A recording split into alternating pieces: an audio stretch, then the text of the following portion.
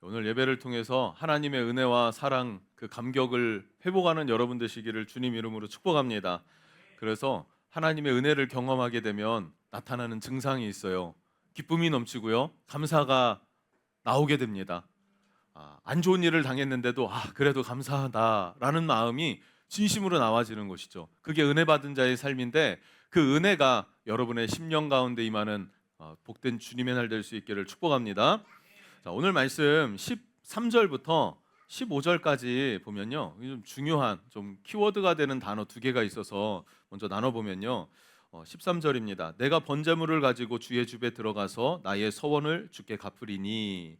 14절, 이는 내 입술이 꺼낸 것이요 내 환난 때에 내 입에 말한 것이니라. 환난을 당했는데요, 내 입술로 내가 고백한 서원이 있다라는 거예요. 서원의 기도가 있다. 15절, 내가 수양의 향기와 함께 살찐 것으로 주께 번제를 드리며 숫소와 염소를 드리리다 셀라. 이렇게 돼요.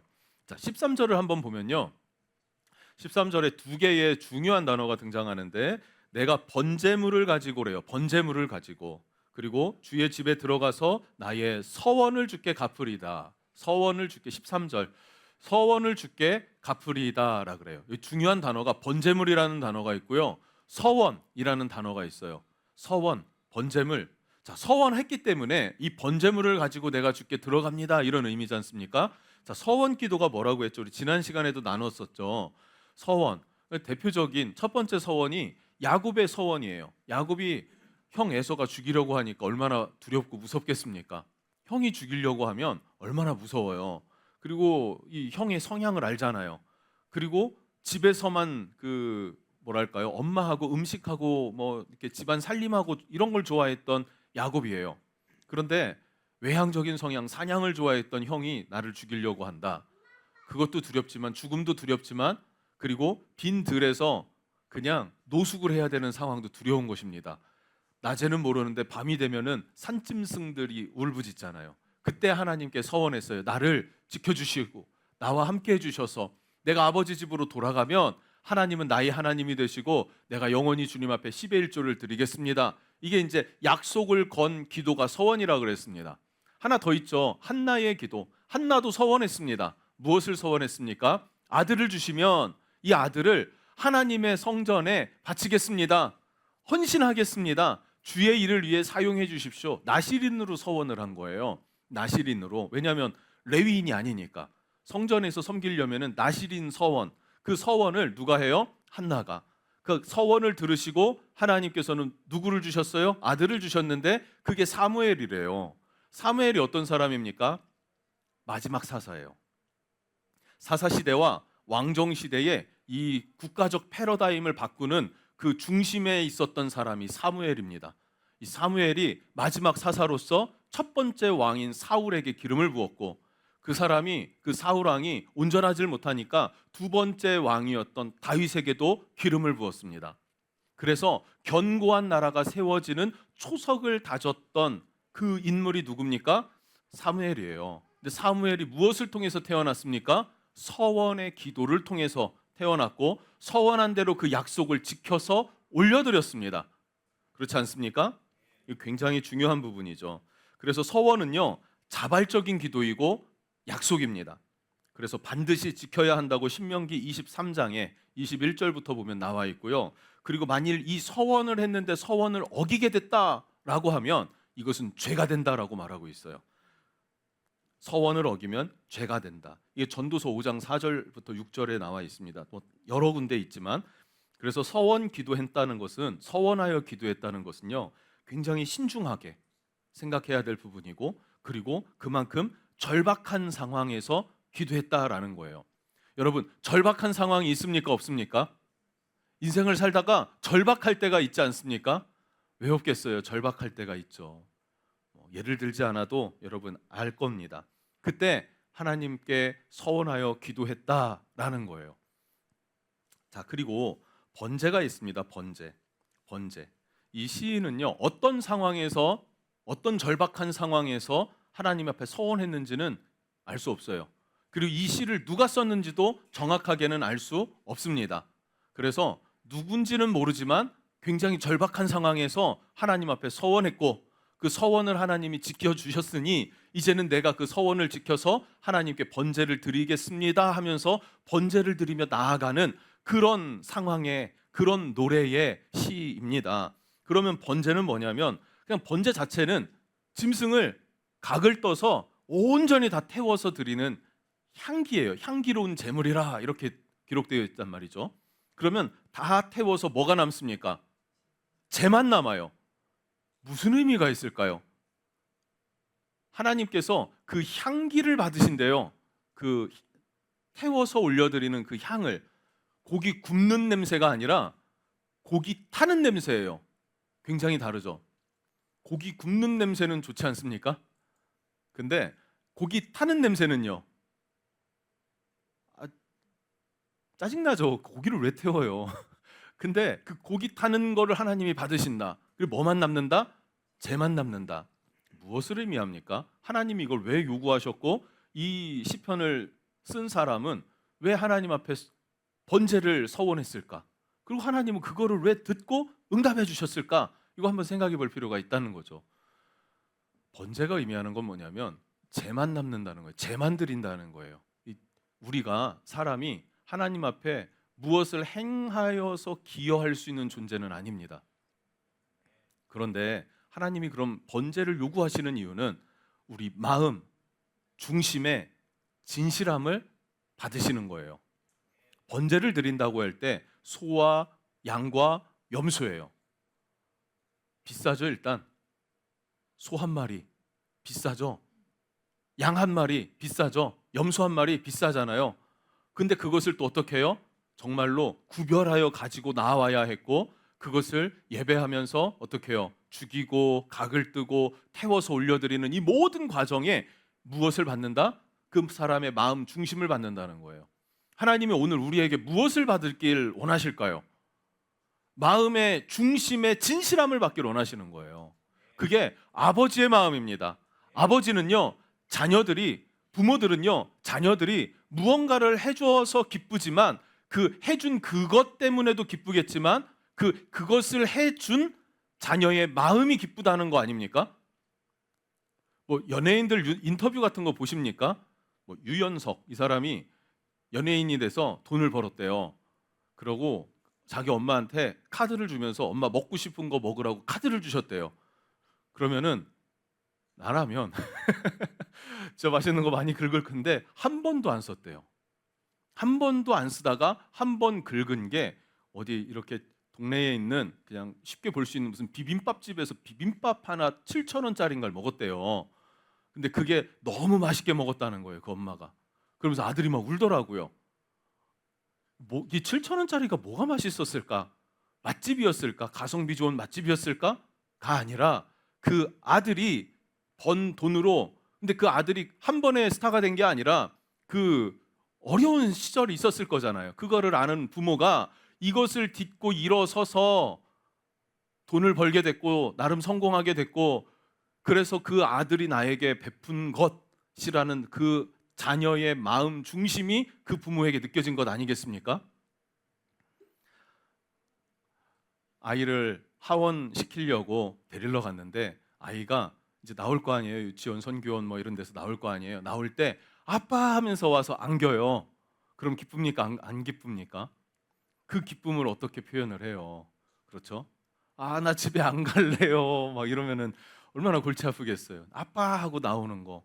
예, 감격이지 않냐 이거예요. 그런 감격 느껴봤나요? 근데 그 아이가 글을 배워요, 이제. 그리고 편지를 써줘요, 아빠에게. 근데 이제 처음에는 뭐 단순하죠. 아빠 사랑해요. 뭐 이렇게 아빠 뭐 축하해요. 하진 올림 뭐 이렇게 배워서 썼다 칩시다.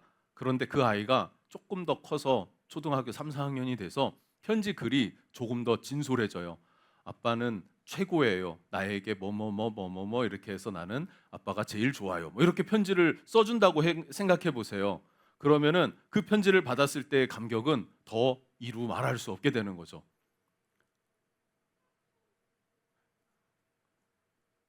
하나님이 우리에게 원하시는 게 뭘까요? 예배를 원하셨고 번제를 원하셨는데 번제를 드린다라고 하는 게 뭐냐면 우린 하나님 앞에 무언가를 기여할 수 있는 건 아니잖아요. 아이가 웃어주면서 아빠 하고 막 뛰어나온다고 해서 뭐가 우리에게 큰 걸 준 건 아니잖아요. 사실 살림에 보탬되는 건 아니지 않습니까? 아이가 편지를 써줬다고 해갖고 그것이 당장 뭐가 어떻게 되는 거 아니잖아요. 그런데 그 아이 마음의 중심을 그 부모는 기뻐하듯이 하나님은 우리의 예배를 받으시고 기뻐하시는 하나님이시다라는 것을 우리는 기억할 필요가 있단 말입니다. 여러분 이것을 잘 한번 기억하시면서, 자 그러면 말씀드렸어요. 이 66편은 누가 어떤 상황에서 썼는지 아예 몰라요. 모르는데 분명한 것은 그만큼 절박하고 위태로운 상황에서 썼는데, 이 절박하고 위태로운 상황을 가장 대표하는 사건을 예를 들어서 노래해요. 6절 7절에 그 사건은 어떤 사건이냐면 출애굽 사건이라는 거예요. 출애굽 사건은요 굉장한 위기예요. 그런데 그 위기 가운데 하나님이 건져주신 사건입니다. 노예가 됐습니다. 애굽의 노예가 됐어요. 노예의 삶이 행복합니까? 지금 캄보디아에서 몇 명 이렇게 빼왔다 뭐 이런 거 뉴스 나오잖아요. 캄보디아에서 이 사람들 얼마나 무서웠을까요? 거기 잡혀있던 사람들 막 죽어나가고 막 불에 태우고 막 때리고 막 엉덩이 깐 거 보니까 막 이만큼이 피멍이 들었던데요. 얼마나 두렵고 무섭겠어요. 나갈 수도 없대잖아요. 여권도 다 뺏겼대잖아요. 노예의 삶이었다고 칩시다. 위기죠. 근데 그곳에서 빼내신 분이 누구십니까? 하나님이라는 거예요. 하나님이셨다. 하나님이셨다. 그것을 이야기를 합니다. 이것은 무엇을 의미합니까? 우리는 죄 때문에 마귀의 노예처럼 살아가는 존재일 수밖에 없다는 거예요. 그런 우리를 하나님이 자녀 삼아 주셨다는 것이죠. 그리고 자녀 삼아 주기 위해서 대가를, 그 값을 지불했는데 그 값이 무엇입니까? 십자가를 대신 짊어지시는 희생의 값을 지불하시고 우리를 자녀로 삼아 주셨다는 거예요.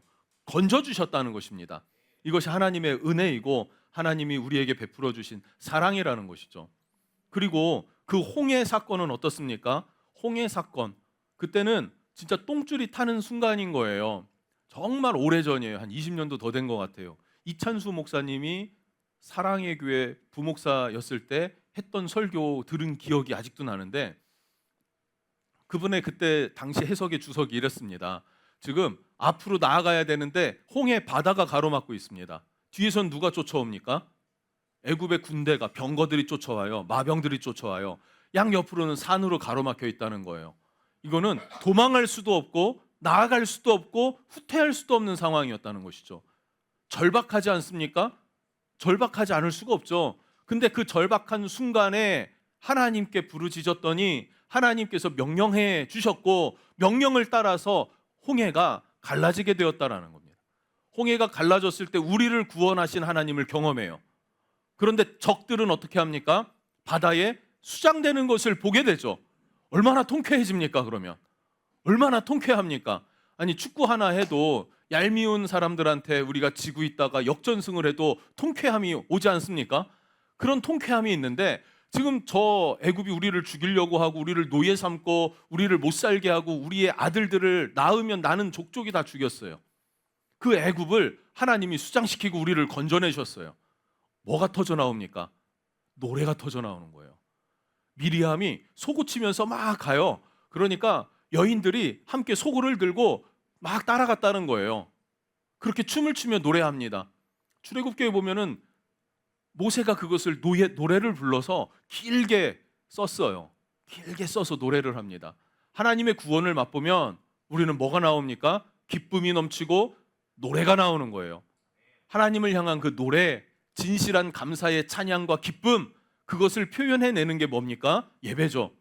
예배를 통해서 하나님의 은혜를, 그 감격을 회복하는 여러분 되시기를 축복합니다. 그것은 여러분들이 정말 하나님을 향해서 사모함으로 나아갈 때 이루어질 수 있다는 것이죠. 근데 문제는 여기서부터입니다. 애굽에서 건져주셨고 홍해를 건너게 해주셨는데 이제부터 뭐가 시작이 됩니까? 광야가 시작이 되는 거예요. 광야가 시작이 되는 거예요. 광야. 근데 그 광야 가운데에서도 하나님이 어떻게 해주십니까? 지켜주셨다. 이게 중요해요. 지켜주셨다. 9절 말씀입니다. 우리 함께 한번 읽어보겠습니다. 시작. 그는 우리 영혼을 살려두시고 우리의 실족함을 허락하지 아니하시는 주시로다. 아멘. 우리 영혼을 살려주셨어요. 홍해에서 살려주셨는데 광야를 만났어요. 그런데 광야 가운데도 우리를 어떻게 했다고요? 실족하지 않게 하셨다는 거예요. 실족하지 않게 하셨다. 실족하지 않게 하셨다. 만나를 주시고 메추라기를 주시고 옷과 신발이 헤어지지 않게 하셨고 구름 기둥으로 낮에 그 뜨거운 햇볕을 막아주셨고 그리고 불 기둥으로 추운 그 광야 새벽 시간을 따뜻하게 보호해 주셨다라고 성경은 말하고 있습니다. 그래서 실족하지 않게 하셨다. 자, 그럼 다 만족하고 평안했을까요? 꼭 그렇지만은 않았죠. 광야는 광야예요. 그러나 하나님은 도우신다라는 사실을 기억하십시오. 고린도전서 10장 13절에 이런 말씀이 있어요. 사람이 감당할 시험 밖에는 너희가 당한 것이 없나니. 하나님은요, 감당하지 못할 시험을 우리에게 주십니까? 안 주십니까? 안 주세요. 그러니까 절망할 필요가 없습니다. 감당할 만하니까 주신 거예요. 감당은 어떻게 합니까? 따라해 봅시다. 믿음으로 견디는 것. 그게 감당하는 거예요.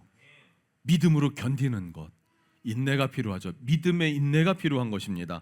그래서 사람이 감당할 시험밖에 너희가 당한 것이 없나니 오직 하나님은 미쁘사 너희를 감당하지 못할 시험 당함을 허락하지 아니하시고, 감당하지 못할 시험은 허락하지 않으신대요.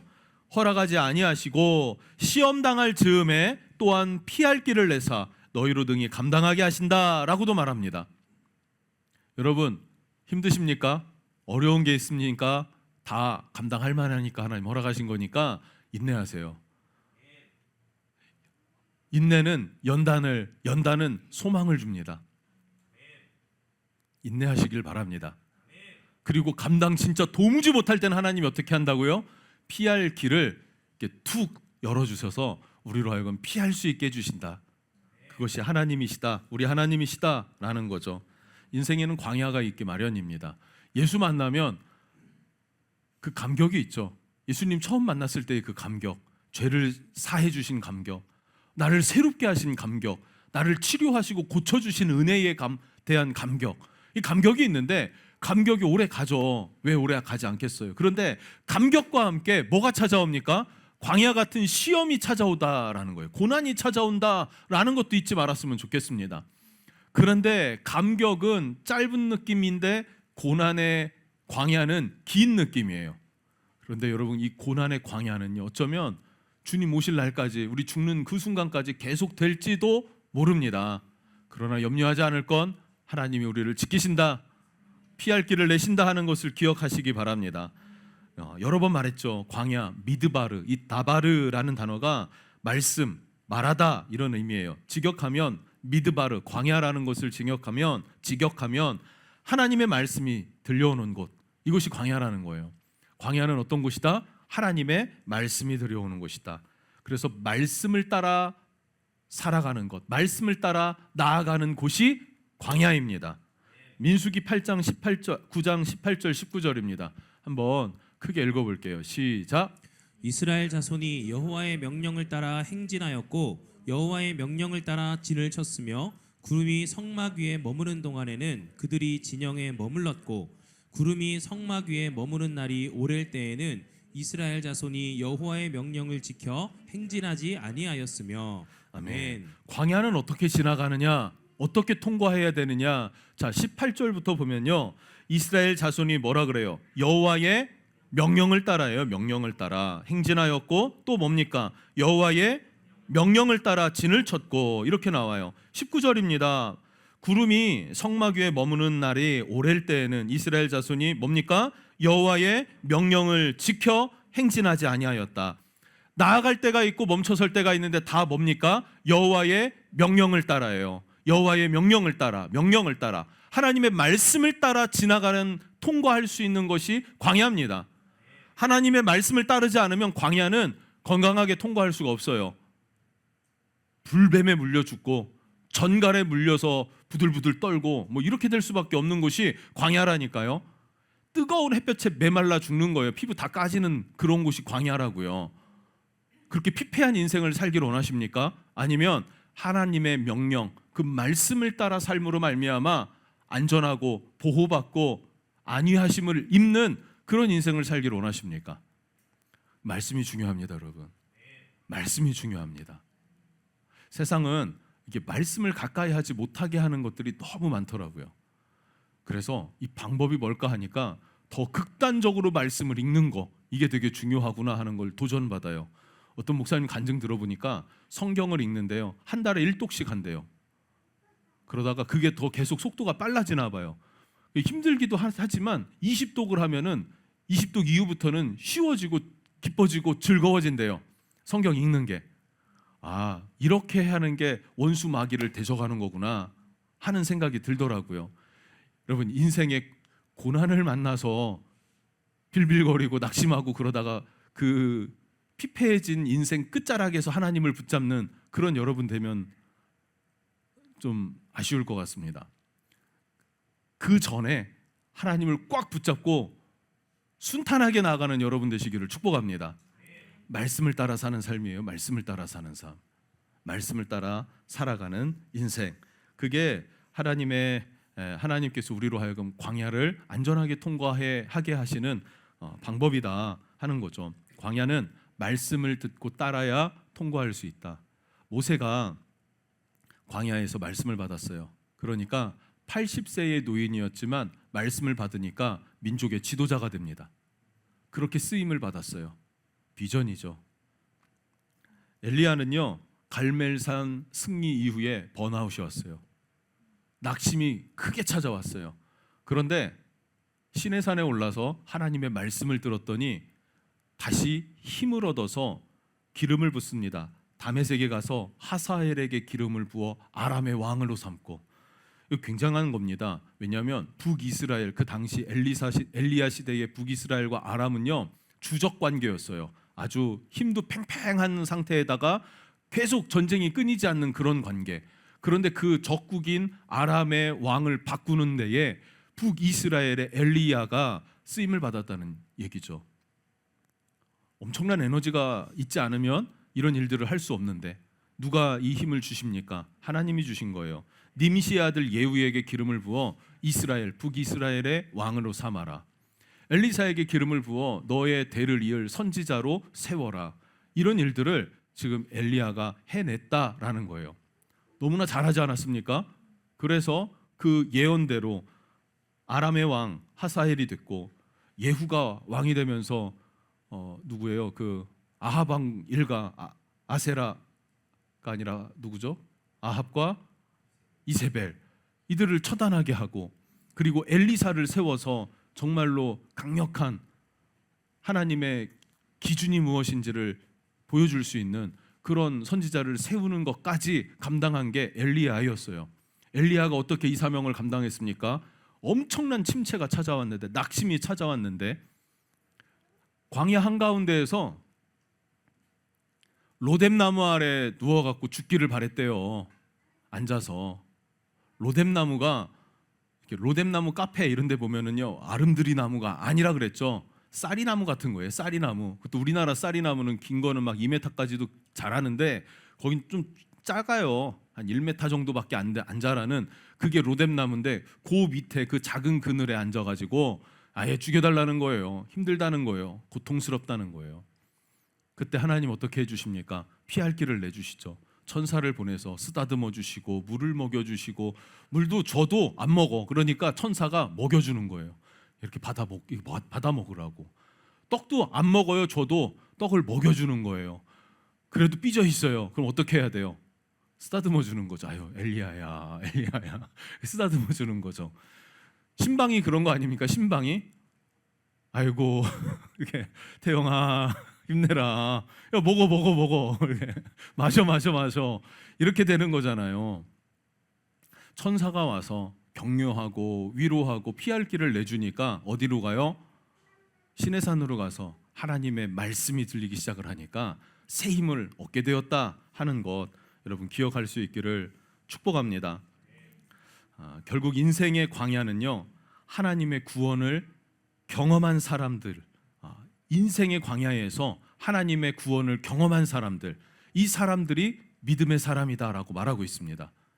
여러분, 믿음의 사람들 되시기를 축복합니다. 흔들려요. 괜찮아요. 흔들려도 돼요. 그런데 흔들려도 지속적으로 포기하지 않고 나아가면 우리는 성숙하고 성장되어지고 하나님의 인도하시는 구원을 맛보게 될 겁니다. 그때 어떤 일들이 일어나느냐? 16, 17절, 이게 중요합니다. 결론입니다. 같이 크게 읽어볼게요. 시작. 하나님을 두려워하는 너희들아 다 와서 들으라. 하나님이 나의 영혼을 위하여 행하신 일을 내가 선포하리로다. 내가 나의 입으로 그에게 부르짖으며 나의 혀로 높이 찬송하였도다. 아멘. 자, 여기 보면 하나님을 두려워하는 너희들아 이래요. 하나님을 두려워하는, 하나님을 두려워하는 너희들아, 이거는 경외하는 너희들아 이런 의미입니다. 경외하는 너희들아. 하나님은 경외하는 자들이 하나님의 음성을 들을 수 있어요. 하나님을 향하여서 목마르고 기대가 있는 사람에게 하나님은 찾아와 주시고 만나 주시는 거예요. 여러분, 이걸 꼭 기억하실 수 있기를 축복합니다. 이것만 진리는 아닐 수는 있어요. 뭐 그런 거 있잖아요. 부흥회 같은데 어쩔 수 없이 끌려가 가지고 뭐라고 짓거리나 보자 뭐 이렇게 하고 있다가 말씀 듣고 은혜 받아서 뒤집어진 간증들도 있는데, 그거는 진짜 소수예요. 대부분의 사람들은 그렇게 은혜 받는 게 아니라 대다수의 사람들은 사모하는 마음, 기대하는 마음으로 하나님 앞에 나아가는 겁니다. 경외하는 자들이에요. 경외하는 자들이 하나님의 말씀을 들을 수 있는 겁니다.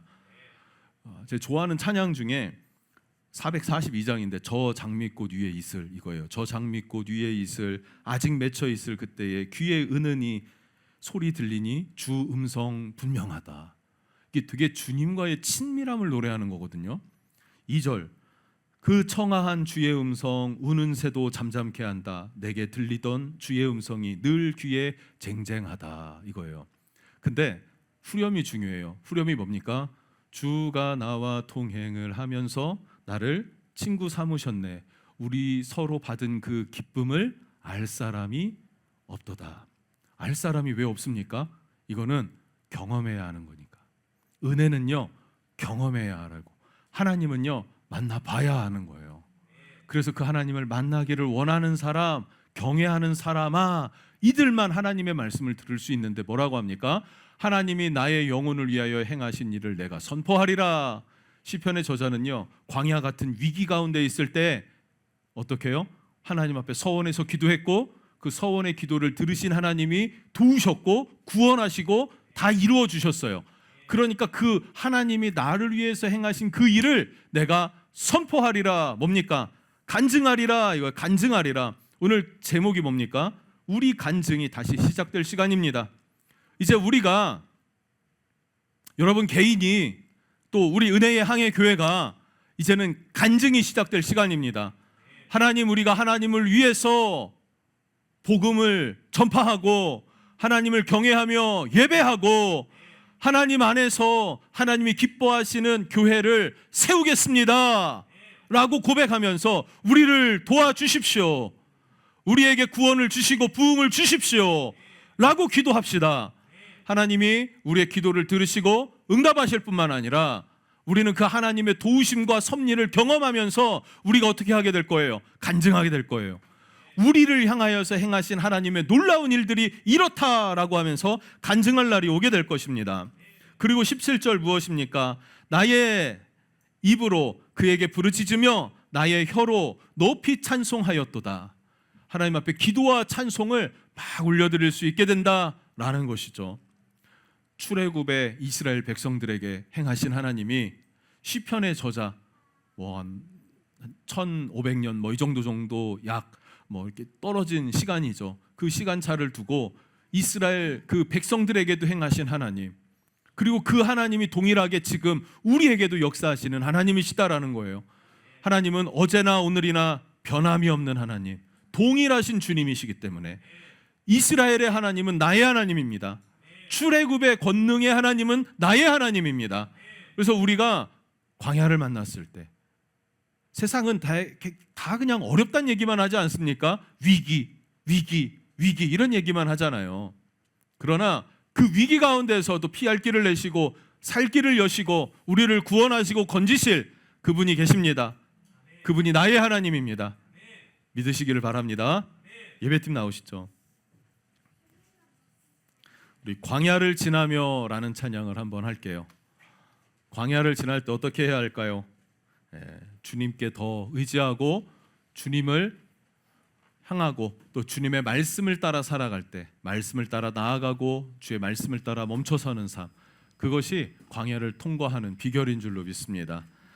우리 한 번 더 찬양하고 여러분 개인의 삶으로든 우리 은혜항의 교회이든 이 나라 가운데에든 그렇게 하나님의 은혜가 임할 수 있도록 함께 구할 수 있으면 좋겠습니다.